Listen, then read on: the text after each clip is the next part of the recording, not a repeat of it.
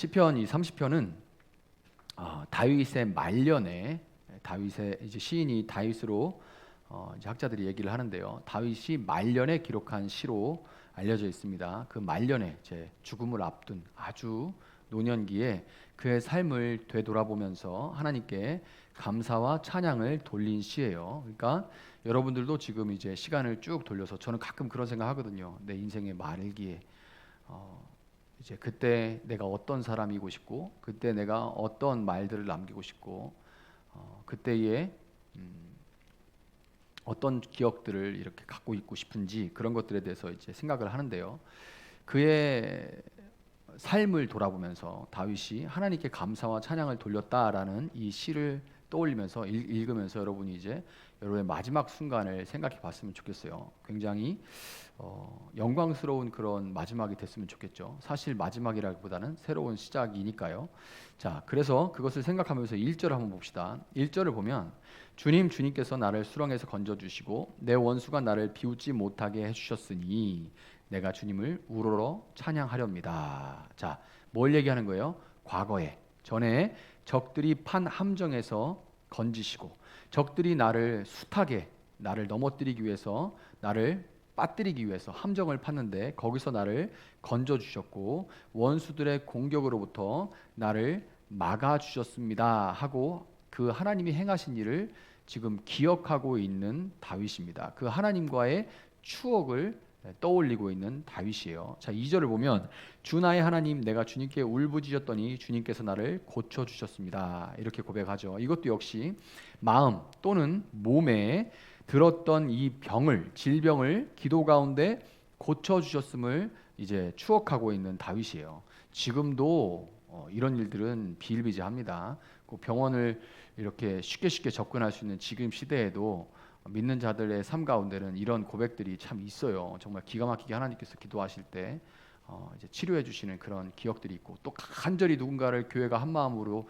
기도할 때 하나님께서 살려주신 그런 기억들이 참 많습니다. 공주중앙교회 출신들은 성찬이 살아난 거를 다 잊지 못할 겁니다. 예, 그렇죠.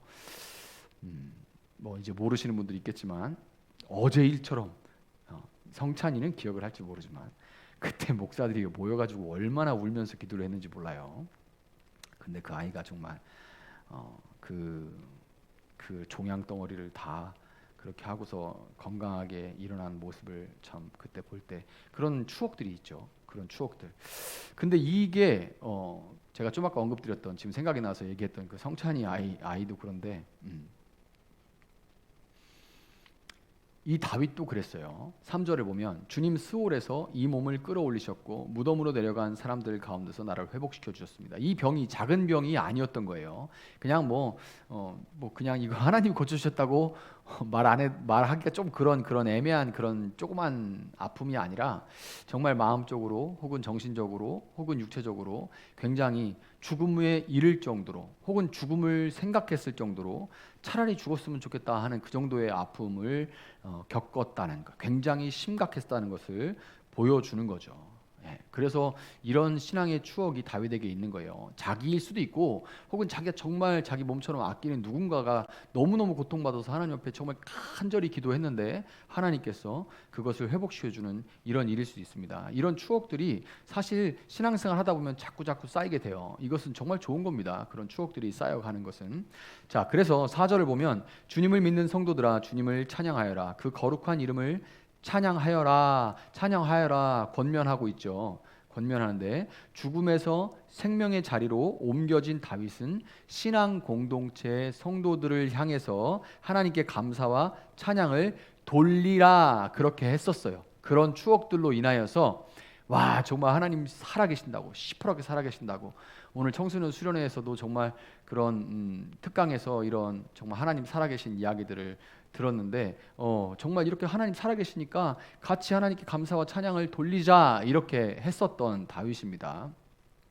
자, 그래서 이 다윗이 그렇게 은혜를 받고 지금 너무나 좋았는데 이것은 자연스럽게 찬양을 드리자라고 얘기를 하는데 이 말은 뭐냐면 다윗이 누리는 그 은혜가 공동체 전체에 미쳐가지고 그때 분위기가 정말 좋았다 이 얘기예요. 우리가 여러분 머릿속으로 아직 그런 분도 있고 그렇지 않은 분도 있겠지만 머릿속으로 정말 내가 이랬었는데 하고 떠오르는 그 장면이 있을 겁니다. 저도 제가 신앙이 진짜 좋았던 순수하고 정말 열망하고 하나님만 바라고 다른 어떤 것도 필요 없다고 했던 그 정말 그 순간에 몇몇 장면들이 있어요.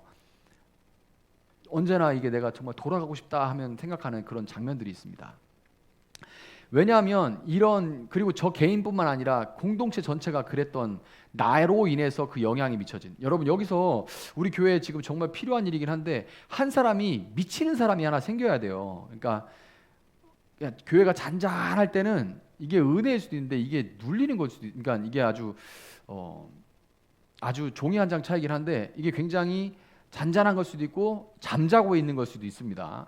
그런데 그럴 때 거기 그 잔잔한 수면에 파문을 일으키는 게 뭐냐면 미친 사람 하나예요. 미친 사람 하나. 미친 사람 하나. 그 미친 사람이 뭐냐? 부정적인 얘기가 아니라 정말 큰 은혜를 받은 사람 한 사람이 생겨나는 거예요. 그러면 어떤 공동체든 그 한 사람으로 인해서 그 은혜가 막 미쳐 퍼져 나갑니다. 그래서 교회 공동체는 한 사람의 은혜가 한 사람의 은혜가 아니에요. 그 한 사람이 뜨겁게 받은 은혜는 반드시 공동체 전체에 영향을 미치게 돼 있습니다. 그래서 다윗이 이렇게 원수들로부터 건져주시는 하나님, 또 질병으로부터 건져주시는 하나님을 경험하면서 은혜가 충만할 때 그 공동체 전체에 다윗이 받은 은혜가 막 미쳐 나가가지고 내가 있잖아, 하나님이 있잖아, 막 이러니까 그 사람 다른 사람들은 어떤 사람은 나도 그렇고 막 괴미라고 하죠. 질투라고 말하기는 좀 그렇고 나도 저런 은혜 받고 싶다 이런 어떤 사모함, 괴 이렇게 하고 어떤 사람은 그냥 그 텐션에 막 끌려 들어가서 나도 막 이렇게 되는 이런 분위기가 됐었던 거죠. 그래서 이 공동체에서 한 개인의 경험은 공동체 모두의 체험이기도 한 거예요. 그래서 다윗이 우리가 함께 하나님께 감사하고 찬양하자 이렇게 고백을 권면을 했던 겁니다. 5절에 보면 주님의 진노는 잠깐이요 그의 은총은 영원하니 밤새도록 눈물을 흘려도 새벽에 오면 기쁨이 넘친다. 이렇게 은혜 받은 공동체에서 다윗을 통해서 은혜가 전부 넘실넘실 거리던 그 공동체에서 그들이 하나님을 예배하고 감사하고 찬양하면서 큰 은혜를 이제 은혜 위에 은혜가 있었는데 그게 뭐냐면 하나님의 본심을 깨닫게 된 거예요. 그래서 그 추억을 지금 다윗이 떠올리고 있는 겁니다. 그 추억이 뭐냐? 하나님의 본심. 하나님 본심 뭐냐면 사람들이 여러 가지 고통을 당하고 우리가 아까 슬픈 마음 있는 사람, 또 슬픈 마음 있는 자, 몸과 영혼 병든 자 누구든지 부르시오, 예수 이름 부르시오. 그래서 이 슬픈 일들이 많지만 그러나 그것이 하나님의 절대로 본심이 아니라는 걸 깨달은 거예요. 정말 그것이 하나님의 본심이 아니고 하나님은 고통의 시간을 짧게 제한하시고 진짜 하나님의 본 마음은 그들의 평생을 은혜로 가득 채워주시는 것, 이것이 바로 하나님의 본심이라는 것을 그들은 믿어 의심치 않는 그런 공동체가 되었던 겁니다. 다윗 한 사람의 은혜 가운데 그 모든 그 은혜가 공동체 전체에 미치고 그들 가운데 정말로 뭐 은혜 받아도 힘든 일 어려운 일 많죠. 그때 그럼에도 불구하고 그 공동체는 하나님의 본심은 결코 나를 또 우리를 힘들게 하는 게 아니야. 이 가운데서 하나님은 평생에 우리를 더 큰 은혜로 채워주시는 게 하나님 본심이 확실해 라는 확고한 믿음에서 흔들리지 않는 공동체였던 그 따끈따끈한 공동체를 지금 다윗이 추억하고 있는 거예요. 그런데 이 사람이 참 그렇죠. 다윗이 과거를 이렇게 회상하면서 생각을 해보니까 이런 거예요. 이랬는데 6절 7절을 보면 내가 편히 지낼 때에는 이제는 영원히 흔들리지 않겠지 하였지만 태산보다 더 든든하게 은총으로 나를 지켜주시던 주님께서 나를 외면하시자마자 나는 그만 두려움에 사로잡히고 말았습니다. 자, 5절까지 그렇게 경험을 충만하게 하는 그런 공동체에 있었음에도 불구하고 이런 경험과 고백이 있었음에도 불구하고 다시 평안해지니까 그 은혜가 있고 이제 평안하고 그러니까 평안할 때 사람은 차츰 그 마음, 여러분 이게 뜨끈뜨끈할 때 사탄은 절대 그 사람은 공동체를 건들지 않습니다. 밥이 식으면 건드려요. 그러니까 따끈따끈하면 건들지 않아요. 파리도 밥에 앉으면 다리를 대요. 그래서 절대로 김이 모락모락하는 밥에는 절대 파리가 앉지 않습니다. 따끈따끈할 때 그냥 둬요. 은혜 받아. 많이 받아라. 내비둡니다. 며칠 지나고 이제 잔잔해지면 다시 거기에 이제 이제 발 대보고 앉을만 하면 이제 앉아서 핥아먹기 시작하죠. 딱 그런 거예요. 그게 뭐냐면 이제는 영원히 흔들리지 않겠지라는 생각입니다. 그 흔들리지 않겠지 하였지만 뭐라고 그래요? 태산보다 더 든든하게 은총으로 나를 지켜주시던 주님께서 나를 외면하시자마자 나는 그만 두려움에 사로잡히고 말았습니다. 5절까지의 경험과 고백이 있었음에도 평안할 때 사람은 그것을 자신의 능력에서 또는 나의 경건함에서 비롯되었다고 생각하기 쉬워요. 이것을 우리가 뭐라고 하는 거예요? 자만하고 교만한다고 합니다. 그냥 현실에서는 더 자주 느껴지는 건 뭐 이 정도는 나는 이겨낼 수 있어. 나는 이 정도 유혹에는 흔들리지 않아. 이 정도에는 영향받지 않아. 내 은혜가 더 내가 받은 은혜가 더 커. 그래서 나는 여기에 영향받지 않아. 조금씩 내어주게 되는 거예요. 네. 그래서 이 정도로 난 영향받지 않아. 난 여기에 붙들리지 않아. 난 여기에 매이지 않아. 이렇게 되는 거죠. 그러면서 우리가 내어주는 게 참 많아요. 자, 그래서 이렇게 자만하고 교만하게 되는 거예요. 영원히 흔들리지 아니하리로다. 이거는 당시에 악인들이 즐겨 사용한 어구입니다. 영원히 흔들리지 아니하리라. 이거는 의인들이 쓰던 게 아니라 악인들이 쓰던 어구예요. 이걸 지금 누가 썼다고요? 그 은혜를 누리던 다윗이 쓰던 거예요. 나는 이제 흔들리지 않을 거야. 나는 이 은혜를 받았는데 어떻게 내가 흔들려? 이런 은혜를 받았는데 나는 평생 하나님만을 위해 살 거야. 뭐 이렇게 여겼다는 거죠. 이런 은혜를 받았는데 나 이 정도에 흔들리지 않아. 이렇게 이 정도는 괜찮아. 이렇게 생각했다는 거죠. 근데 이 교만은 패망의 선봉이기 때문에 이 다윗의 교만은 하나님의 외면을 불러왔습니다. 인생에 왜 이렇게 고난이 많아요? 그럼 우리가 그만큼 끈질기게 지독하게 교만하기 때문에 그래요. 왜 이렇게 고난이 많아요? 우리가 그만큼 지독하게 교만하기 때문에 그렇습니다. 내가 밖에 사람들보다 뭐 그렇게 교만하다고요? 저는 그래도 그렇게 교만하지. 밖에 인간들 얼마나 교만한데요? 지자랑 빼면 얘기할 것도 없어요. 그건 그 사람들 얘기고요. 하나님 보시는 교만은 하나님 없이 살 것 같이 여기는 그 모습을 갖다 얘기하는 겁니다. 근데 밖에 사람은 정말 하나님 없이 살기 때문에 정말 자기를 붙들고 있는 거고, 우리는 그렇지 않다고 얘기하면서도 참 나를 의지하는 그런 모습이 많기 때문에 그런 고난이 참 많은 거예요. 그래서 이 다윗의 이 교만은 하나님의 외면을 불러오게 됐고, 그 순간 모든 행복들, 자기가 쌓아왔다고 생각한 그 모든 행복들이 한순간에 와르르 무너지고 불행이 찾아오게 됩니다. 이게 지금 다윗이 어디 떠올리고 있는 거예요? 다윗이 사울을 피해서 동가숙 서가시 갈 때는 다윗이 뜨끈뜨끈했습니다. 그렇게 쫓겨다녀도 아비멜렉 왕 앞에서 미친 척을 하면서도 침을 질질 수염에 흘리면서도 거기서도 시편 노래를 적어가던 다윗이었어요. 그 영은 충만했단 말이죠. 다윗을 아마 사울을 피해 다니던 그 시절과 왕국이 이 초기에 또 사울의 그 베냐민 파하고 막 싸우는 그 갈등, 여전히 남아있는 그런 갈등이 있을 때에는 다윗이 아주 하나님께 이렇게 매어 달리고 하나님의 은혜를 경험하고 있었지만, 평안해졌다고 여길 때, 왕국이 평안해졌다고 여겼을 때 어떤 일이 일어납니까? 간음, 살인 교사가 있었죠. 다윗 평생에 씻을 수 없는 간음, 살인 교사가 있었고, 이것은 다윗이 하나님께 용서받았다 한들 그 다윗의 악한 영향력이 그것을 뻔히 보고 있는 큰아들부터 해가지고 아들들이 다 봤죠. 아버지가 그렇게 하는 거 말은 안 해도 다 보고 있습니다. 말은 안 해도 다 보고 있죠. 그래서 그 가족 안에 아빠도 저렇게 하네, 아버지가 저렇게, 와, 하나님 마음에 합하다거나 아버지가 저렇게 했네, 이거는 그냥 뭐 아들들은 뭐 하라는 거네, 이렇게 되는 거죠. 그나마 다윗은 그 왕권을 얻기 위해서 여기서부터 올라간 경험이라도 있죠. 아들들은 그냥 나 보니 우리 아버지가 다윗 이런 건데, 그러니 당연히 그 아들들은 안 하는 게 이상한 거죠. 권력이 있는데 왜 쓰지 않냐, 그게 더 이상한 거다, 이렇게 되는 거죠, 아들들 입장에서는. 그래서 그 가족 안에 참극이 벌어지게 되죠.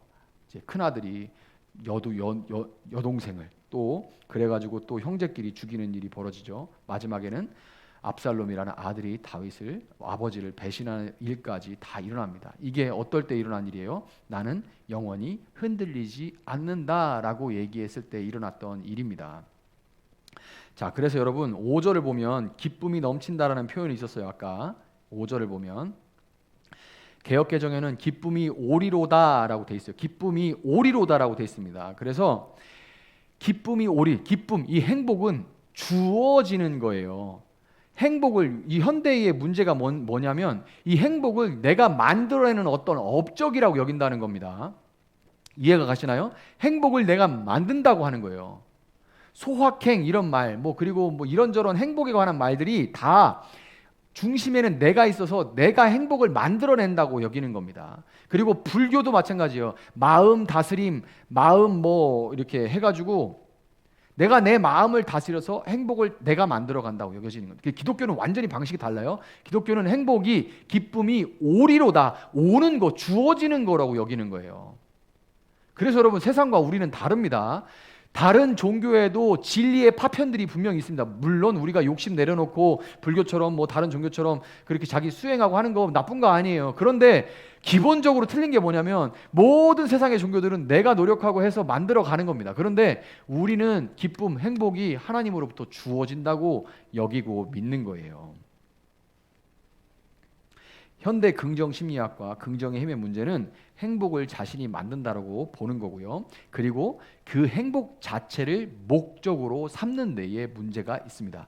여러분 왜 사세요? 행복하기 위해 사시죠? 네! 다 이래요. 강연 가보세요. 행복하고 싶으시죠? 네! 여러분 왜 사세요? 행복하기 위해서 사시는 거죠? 네! 그리고 자기 행복과 가족의 행복만을 위해서 살아가는 게 지금 현대인입니다. 그것 자체, 그러니까 행복 자체가 목적이에요. 잘 생각해 보세요. 행복 자체가 목적이에요. 그런데 여러분, 행복 자체를 목적으로 살면 이상하게요, 계속 우울해지고 공황이 오고 두려움과 불안이 밀려옵니다. 왜냐하면 내가 행복을 만들어 가야 되는데 우리 인생은 여기 뭐라고요? 슬픔이 기숙할지라도, 개역개정에는 슬픔이 기숙할지라도, 슬픔이 손님처럼 계속 찾아와요.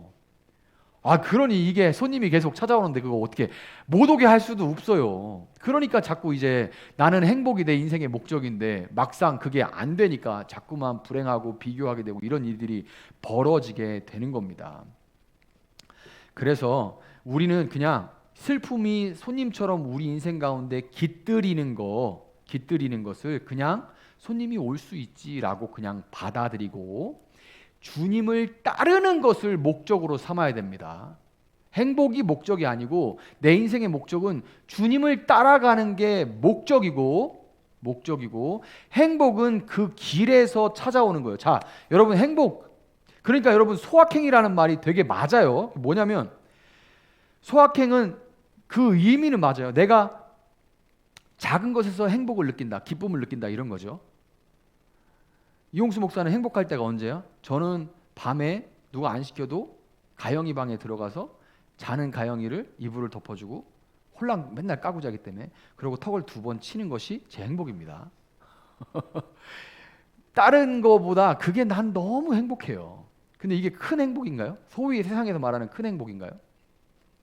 아니요. 근데 이게 소확행이죠. 근데 소확행인데 세상에서 말하는 소확행은 내가 그 행복을, 내가 욕심을 내려놓고 만들어가는 거라고 여기는 겁니다. 맞죠? 근데 기독교에서 말하는 행복은 하나님이 나에게 주어지는 언제? 내가 하나님을 닮아가고 하나님을 따라가는, 예수님을 따라가는 그 목적, 인생의 목적을 따라가는 가운데에서 그 길, 여정에서 가다 보니까 꽃도 있고 가다 보니까 무지개도 뜨고 가다 보니까 가영이가 턱을 내밀고 있고 이런 일들에서 가는 여정 가운데서 행복이 찾아오는 거예요. 그래서 우리 인생은 갈 만한 목적이 있는 겁니다. 때로는 가기 싫을 때도 있고 그만하고 싶을 때도 있지만 그 기쁨이 주어지는 거예요. 그래서 그거를 소위 막 한량없는 기쁨이라기보다는 팡팡 터지는 기쁨이라고 얘기할 수가 있습니다. 그러니까 기대하지 못했는데 갑자기 그냥 기쁨이 팡팡 터지는 거죠. 제가 어제 경험했던 것처럼 정말 소구름이 막 울어가지고 차에서 혼자 막 밖에서 얘기해봐야 누가 들어주는 사람도 없고 이러니까 차에서 막 목사를 관둬야 되나 막 이러고 있는데 하나님 웃게 해주시죠. 웃게 해주시고 작은 이런 기쁨들이 팡팡 터지게, 그냥 가다 보면 터지게 해주시는 거예요. 주어지는 겁니다. 그래서 행복이라는 것은 인생의 여정을 걸어가는 데에서 우리에게 주어지는 거예요. 이게 목적이 되면 인생은 자꾸 불행해집니다. 근데 현대의 모든 것들은 행복은 네가 만들어가는 거라고 얘기하기 때문에 거기서 문제가 생기는 거예요. 자, 이것을 다윗은 깨달았어요. 그래서 8절에 이렇게 고백합니다. 주님, 내가 주님께 부르짖었고 주님께 은혜를 간구하였습니다. 이렇게 얘기하죠.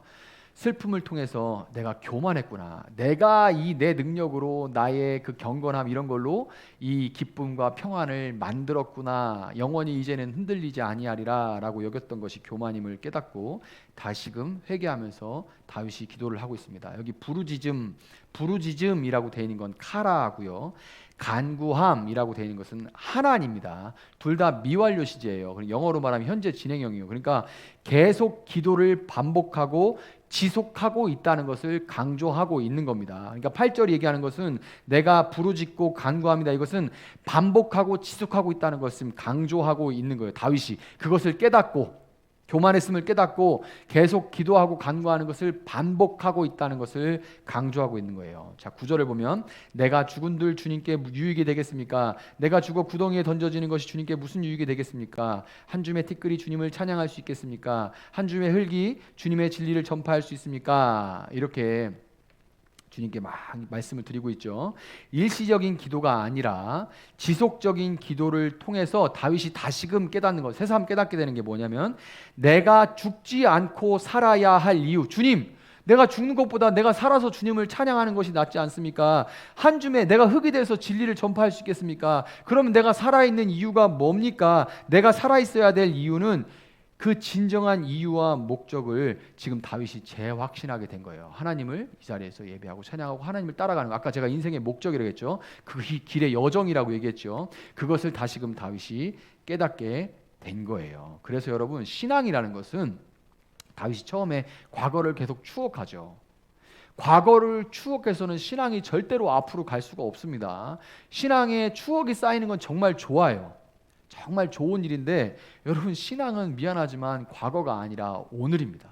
과거가 아니라 현재예요. 다윗이 과거만 돌아볼 때에는 그 과거에 매여서 영원히 흔들리지 아니하리라. 내가 이런 은혜를 받았는데 흔들리지 아니하로 나가게 돼요. 과거에 매이면 계속 경직되고 그 틀에서 벗어나기 싫어하고 과거의 영광에 취하고 그리고 거기에 취해서 내가 영원히 흔들리지 않는다는 교만함과 굳어짐으로 바뀌어 나가는 게 인간입니다. 그래서 교회에 그 많은 화석화된 사람들이 있는 거예요. 수십 년을 신앙생활 했는데도 화석화되어 있는 분들이 있는 거예요. 제가 만났던 신앙의 거장들이 몇몇 분 계십니다. 그런데 제가 새벽예배, 그때 중장에서도 새벽예배 전하면 그분들이 있잖아요. 소녀처럼 와서 목사님 오늘 설교 때 했던 이 말씀이 너무 제게 달고 새롭게 오늘 배웠습니다라고 70, 80대 분들이 얘기를 해요. 평생 처음 들어봤습니다 이래요. 정말일까요? 아니죠. 그날 새롭게 다가온 거예요. 무슨 얘기 하십니까? 근데 제가 이런 분도 만났어요. 아이고, 목사님이 젊으니까 그게 새롭죠. 저는 맨날 다 들어본 거 옛날에 다 해본 겁니다. 이런 얘기도 정말 많이 들어봤어요. 굳어져 버립니다. 다윗이 이걸 깨달은 거예요. 내가 살아갈 이유는 하나님을 따라가는 겁니다. 이렇게 되는 거죠. 그래서 신앙이라는 것은 계속 지속적으로 반복적으로 하나님 그 목적을 다시금 깨닫고 의미와 목적을 다시 깨닫는 가운데 내가 살아갈 이유가 무엇이구나 하는 그것을 매일매일 새롭게 깨닫는 것, 이것이 신앙이에요. 그래서 신앙은 오늘이라고 얘기하는 겁니다. 예전에 어떤 분이 저한테 신앙은 현재다, 과거는 중요치 않다, 신앙은 현재다라고 얘기를 했어요. 네가 아무리 화려한 신앙생활 했어도 신앙은 현재다라는 얘기를 했어요. 그 말이 정말 뼈저리게 와닿습니다. 제가 과거에 어떤 선교사였고 뭐였고 무슨 고백을 했고 무슨 신앙을 했고 무슨 부서를 어떻게 했고 이거 다 오늘의 내가 어떠한가가 정말 중요합니다. 그리고 다윗이 그것을 막 아들 레미가 막 배신하고 막 이런 일들을 다 겪고 내가 교만했을 때 스스로 과거에 취했을 때 어떻게 됐는지를 알은 후에 이런 고백을 할 수가 있게 된 거예요. 10절을 보면 주님 귀를 기울이시고 들어주십시오. 나에게 은혜를 베풀어 주십시오. 주님께서 나를 돕는 분이 되어 주십시오. 자, 이 정말 진한 호소가 여기서 나오죠. 기도를 통해서 이제 다윗이 오만한 자존자에서 겸손한 의존자로 변화가 된 것을 분명히 볼 수가 있습니다. 11절 12절을 보면 주님께서는 내 통곡을 기쁨의 춤으로 바꾸어 주셨습니다. 나에게서 슬픔의 상복을 벗기시고 기쁨의 나들이 옷을 갈아입히셨기에 내 영혼이 잠잠할 수 없어서 주님을 찬양하렵니다. 주 나의 하나님, 내가 영원토록 주님께 감사를 드리렵니다. 아멘. 이렇게 고백을 하죠. 다윗이 이것을 다 이제 이제 인생의 말에 이것을 다 자기 인생을 돌아보고 그러면서 기도와 간구 가운데 내가 내일 죽고 오늘 아니 당장 오늘 죽더라도 중요한 것은 지금 나의 하나님 앞에서의 모습이구나. 그리고 심판하는 것, 내 과거에 많은 하나님께 꾸지람과 경책을 받았지만 그러나 그것은 하나님의 본뜻이 아니었구나. 하나님의 본뜻은 마치 부모님이 어린아이를 양육하듯이 하나님이 노여워하시는 것은 마치 부모님의 양육과도 같구나. 이렇게 깨닫게 된 거예요. 그 많은 것들을 통해서 결국 하나님이 내 인생을 뭐라고 해요? 기쁨의 통곡을 기쁨의 춤으로 바꿔주시고 슬픔의 상복을 벗기시고 기쁨의 나들이 옷으로 갈아입혀 주시는 것, 결국엔 이렇게 만들어 가시는 것, 이것이 하나님의 본심이구나라는 것을 다윗은 다시금 새삼스럽게 깨닫게 됩니다. 그러니까 다윗이 보세요. 과거에 그거 몰랐습니까? 이게 뭐 완전 새로운 겁니까? 여러분 가운데 이 내용 모르는 사람이 있어요? 하나님의 본심이 내가 힘들게 하고 나를 외면하시고 이런 게 나를 경책하시고 그게 아니구나. 정말 하나님은 나에게 진정한 기쁨을 팡팡 터뜨려 주시는 것이 내 옷을 바꿔주시고 제 대신 화관을 씌워주시는 게 하나님 본뜻이구나. 여러분 이거 모르는 사람 있습니까? 알죠. 아는데 그것을 언제 깨닫느냐? 오늘 아는 것이 중요하다는 것을 다윗이 죽기 전에 다시금 오늘 새롭다라고 찬양을 하고 있는 거예요. 결국 여러분 우리가 어떻게 해야 됩니까?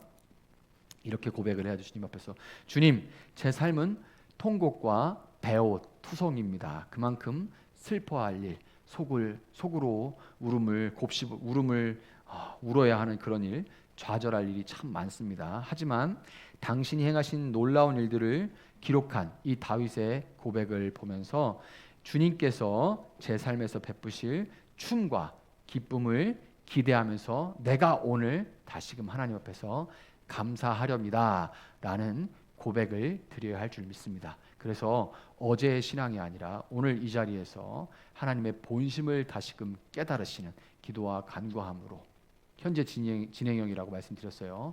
지속적이고 반복되는 기도와 예배를 통하여서 그것을 오늘 새삼스럽게 다시금 만나는 여러분들이 될 수 있기를 예수님의 이름으로 축복합니다.